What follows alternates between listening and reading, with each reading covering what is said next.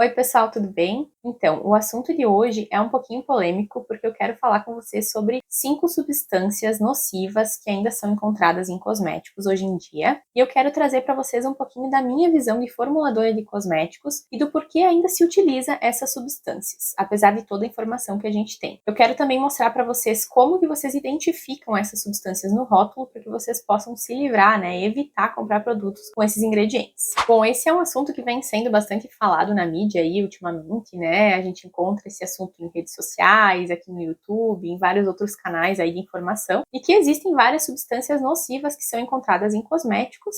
Então, se mesmo com toda essa informação, né, mesmo sabendo disso tudo, por que as empresas ainda colocam essas substâncias nos produtos? E é aqui que eu vou trazer um pouquinho da minha visão de engenheira química e formuladora de cosméticos para vocês, do porquê que isso ainda acontece. E o primeiro ponto que eu vou abordar com vocês aqui é a questão do preço. Então, assim, normalmente essas substâncias que são já conhecidamente nocivas para a saúde ainda são utilizadas porque elas são muito mais baratas quando comparadas com uma opção mais sustentável e menos nociva para a saúde. Então, geralmente, eu diria quase 100% dos casos, essa questão do preço influencia bastante. E ainda para piorar a situação, a gente não tem uma legislação aqui no Brasil que regulamente muito bem essa questão, né? Ainda isso tudo é muito turvo, né? Então, se tem já muita informação, estudos sobre isso, mas ainda não tem uma legislação que vai regulamentar isso tudo. Em outros países a gente já tem várias substâncias que são proibidas em cosméticos, na Europa, nos Estados Unidos, mas que aqui no Brasil essas substâncias ainda são permitidas. Então eu acredito que isso com o tempo vai acontecer aqui também, mas por enquanto ainda não. Um outro ponto que acaba pesando bastante é que se as empresas fossem substituir esses ingredientes nas formulações dos cosméticos que elas já têm no mercado, isso alteraria bastante os custos como um todo, porque elas precisariam alterar toda essa formulação, fazer novos testes, alterar os ingredientes lá na ficha deles, né, de produto mesmo lá na Anvisa, e recolocar todo esse produto no mercado, refazer rótulos, orientar os operadores lá para que eles façam as modificações, fazer um treinamento na empresa. Então, isso tudo gera custos, né? E geralmente as empresas estão sempre buscando reduzir custos, né? Então, se não houver uma demanda muito forte disso, que o consumidor diga assim, olha, eu realmente não vou mais comprar esse produto se ele tivesse esse ingrediente, aí eu acho difícil que essa mudança vai acontecer, né? Ou uma mudança na legislação mesmo. E aqui eu quero dar um exemplo para vocês terem uma ideia da dimensão dessa questão do custo mesmo desses ingredientes. Então eu vou pegar aqui os parabenos, que já são bem conhecidos aí, que são bastante nocivos para a nossa saúde, mas mesmo assim eles ainda são encontrados em grande quantidade aí nos cosméticos. Então aqui eu fiz um comparativo do metilparabeno, que é um dos parabenos mais utilizados, mais comuns, com um conservante verde, né, que é utilizado na cosmética natural. Então, para vocês terem uma ideia, dentro de uma formulação, o metilparabeno tem um custo de cerca de 12 vezes menor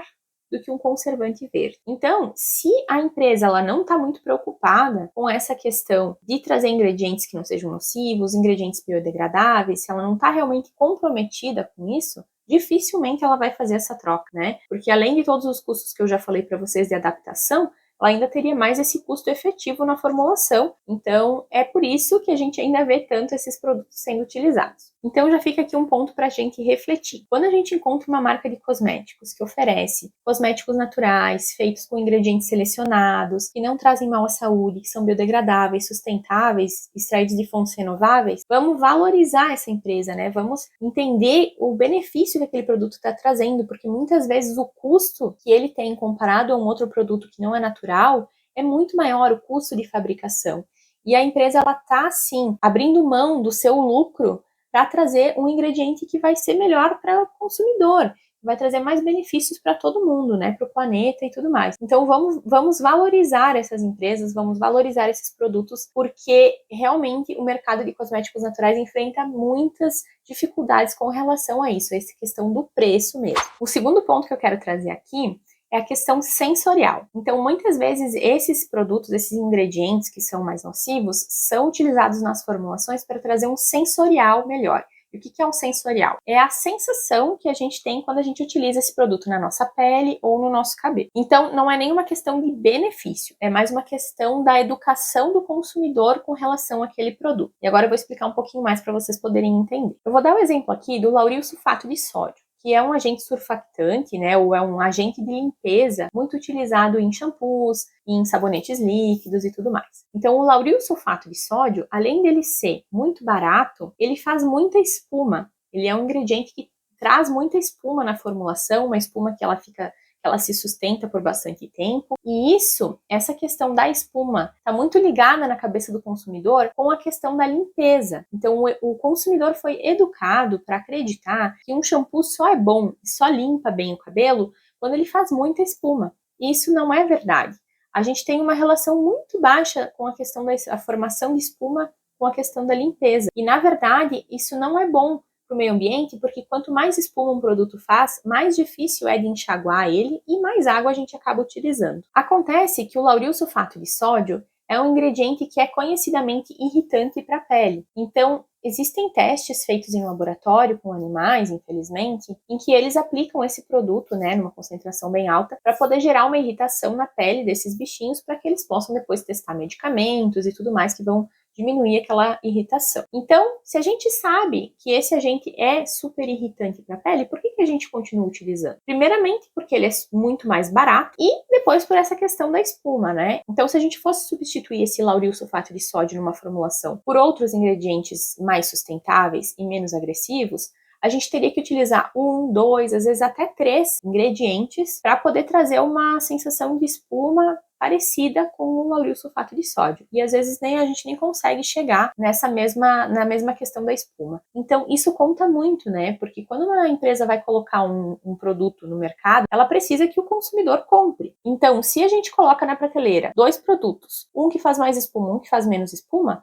esse que faz mais espuma sempre vai vender mais. Pra gente ver o poder que a gente tem como consumidores, né? De escolher para onde que esse mercado vai. Bom, e aí alguém pode vir aqui me dizer: ah, Cris, mas a concentração para que ele seja irritante do lauril sulfato de sódio, ela é muito elevada, né? A concentração que a gente encontra nos shampoos e nos cosméticos é muito baixinha, não vai trazer nenhum problema, não vai trazer irritação. E aí eu posso te dizer assim, ó, realmente, se tu utilizar esse produto uma vez, 2 vezes, 3, 10, 30, ok, pode ser que não vai te trazer nenhum problema. Agora, utilizando esse produto desde criancinha até a idade adulta, a vida inteira, será que realmente o teu organismo não vai produzir nenhuma reação contra esse produto que é alergênico? Será que o teu organismo realmente não vai tentar se defender desse produto que está causando sim uma reação alérgica, mesmo que suave? Será que ele não vai desenvolver uma caspa, uma queda de cabelo, uma coceira? Então, é aí que a gente tem que pensar. A gente não tem ainda estudos que avaliam essa questão do tempo. A gente tem estudos que duram pouco tempo, né? Ou que estudam concentrações, diferentes concentrações do produto, mas e a questão do tempo de utilização? Então isso tudo a gente tem que avaliar também. Bom, agora que vocês já entenderam mais ou menos o ponto que eu quero chegar, eu vou falar então das 5 substâncias nocivas ainda encontradas em cosméticos hoje em dia em grande quantidade. E eu queria também dizer que eu tirei essas informações que eu vou trazer aqui do site Safe Cosmetics, é uma organização dos Estados Unidos, que é uma das mais sérias que eu já consegui encontrar, em que eles trazem muitas referências de artigos científicos, estudos que foram feitos com essas substâncias. Então eu vou deixar todas essas referências na descrição do vídeo para que vocês possam também consultar. Então a primeira substância que eu quero falar aqui são os parabenos, né? Já falei um pouquinho para vocês antes ali na questão do custo, mas agora eu quero explicar um pouquinho mais quais os efeitos deles para a nossa saúde. Eu vou deixar aqui na tela para vocês como que vocês podem identificar essas substâncias no rótulo e para que os parabenos são utilizados? Para impedir o desenvolvimento de micro-organismos, né? Como bactérias, por exemplo, para impedir que esse cosmético estrague. E o que eles causam no nosso organismo? Eles causam desregulação endócrina, ou seja, eles vão desregular as nossas glândulas endócrinas, como a tireoide, por exemplo, né? Os ovários nas mulheres, testículos nos homens, hipófise, enfim, todas as nossas glândulas endócrinas. Eles podem também causar câncer e toxicidade reprodutiva. Isso quer dizer que eles podem alterar o comportamento sexual, reduzindo a libido, causando disfunção erétil. Eles também podem alterar os ciclos menstruais, causar danos aos óvulos e aos espermatozoides. Então, os parabenos são especialmente perigosos para as crianças, adolescentes e mulheres e homens em idade reprodutiva e também para as gestantes, né? Então, especialmente para esse grupo, mas para todas as pessoas, né? Porque eles alteram a questão hormonal do nosso organismo. E, novamente, tudo que eu tô falando aqui, eu não tô tirando da minha cabeça, eu vou deixar referências para vocês aqui na descrição do vídeo. Segundo ingrediente nocivo que eu queria trazer aqui nesse vídeo são os petrolatos.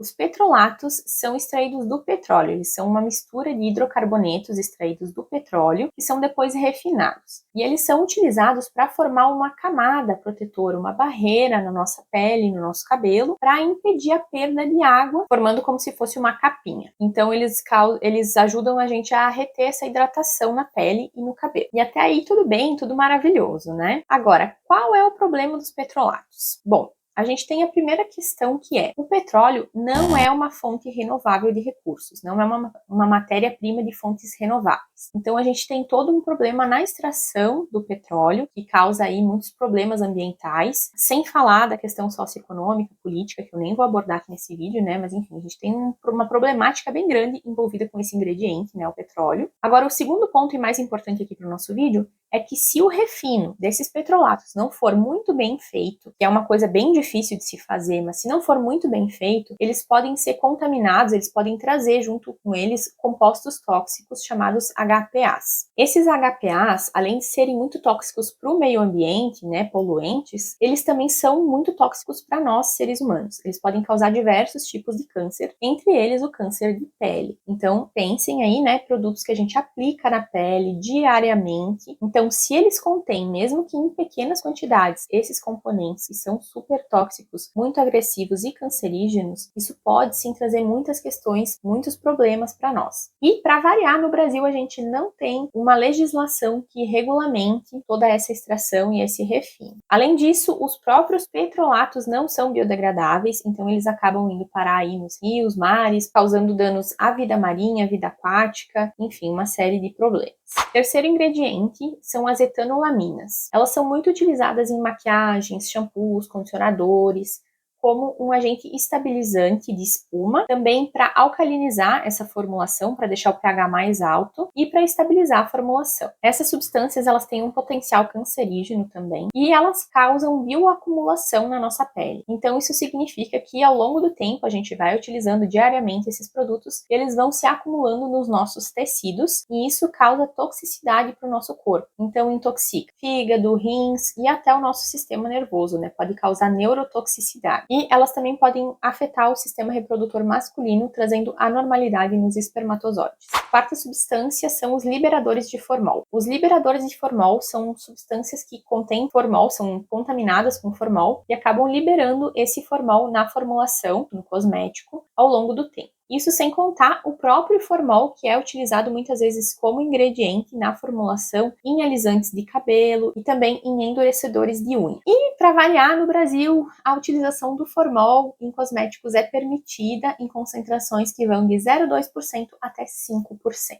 Agora, o que todo mundo deveria saber é que o formol é comprovadamente cancerígeno e super irritante para a pele. Então, mesmo que seja uma concentração baixa, que nem é tão baixa assim, né? Mas mesmo que seja uma concentração considerada baixa desse produto utilizado em cosméticos, ao longo do tempo, a gente utilizando ele todos os dias ou por longos períodos de tempo durante a nossa vida, isso pode trazer sérios riscos para a nossa saúde. E a quinta e última substância que eu vou trazer nesse vídeo são os compostos butilados. Eles são utilizados em cosméticos como conservantes e antioxidantes. E a gente normalmente tem duas apresentações que são o BHA e o BHT. Bom, esses compostos butilados, eles podem trazer desregulação endócrina, né, alterando o funcionamento das nossas glândulas endócrinas, como eu já citei, o mesmo caso dos parabenos, né? Além disso, eles podem trazer toxicidade para fígado, rins, para o sistema reprodutivo também, podem causar câncer e irritação. E infelizmente, eles ainda são bastante encontrados em cosméticos em geral. E aqui eu só quero chamar a atenção para que vocês não confundam o BHA dos compostos butilados, que é o hidroxianisol butilado, com o BHA dos beta-hidroxiácidos, que é uma sigla utilizada para falar sobre esfoliantes e ácidos naturais utilizados em skincare. Então, apesar de ser a mesma sigla, uma coisa não tem nada a ver com a outra. Então, o BHA dos compostos butilados é o hidroxianisol butilado e o BHA dos beta-hidroxiácidos é o ácido salicílico. O ácido salicílico é muito benéfico, sim, para a nossa nossa pele, não tem nenhum risco, pelo menos que se saiba até hoje, né? E é um ingrediente muito utilizado sim na cosmética natural, que traz vários benefícios, principalmente para quem tem acne. Cris, mas meu Deus, como é que eu vou fazer para identificar isso aí no rótulo se tem a mesma sigla? O ácido salicílico, que você não precisa ter medo, ele vai constar no rótulo como salicylic acid. Agora, se tiver escrito BHA, vai ser o hidroxianisol butilado. Bom, pessoal, então foram essas as 5 substâncias que eu quis trazer nesse vídeo. Acabei falando um pouquinho do lauril sulfato de sódio também, então na verdade foram 6. Mas com certeza teriam muito mais substâncias que eu poderia trazer para esse vídeo, né? Porque são várias, mas senão o vídeo ia ficar muito longo, então eu optei por trazer somente essas 5 substâncias. A intenção com esse vídeo não é de forma alguma assustar ninguém, causar pânico, nada disso. A intenção é realmente informar para que vocês possam fazer melhores escolhas na hora de comprar, na hora de escolher produtos aí para vocês e para a família de vocês. E eu não podia deixar de falar aqui que eu tenho uma marca de cosméticos naturais, que eu tenho muito orgulho em dizer, e que eu seleciono somente ingredientes naturais, tomo muito cuidado com as formulações que eu desenvolvo, são produtos veganos, que sempre procuro utilizar opções biodegradáveis, tanto nos ingredientes como embalagens também, quando é possível. Então, se você quiser dar uma olhadinha, eu vou deixar o link aqui na descrição do vídeo